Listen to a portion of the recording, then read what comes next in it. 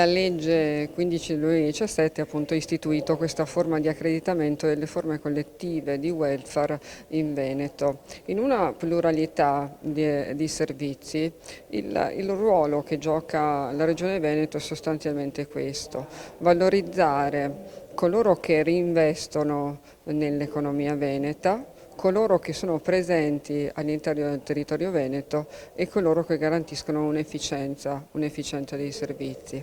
Le sezioni sono quattro: sono la previdenza complementare, la sanità integrativa e la bilateralità e le altre forme di welfare. È sostanzialmente una sorta di certificazione dell'efficienza dei servizi, quindi potremmo chiamarla anche responsabilità sociale di impresa.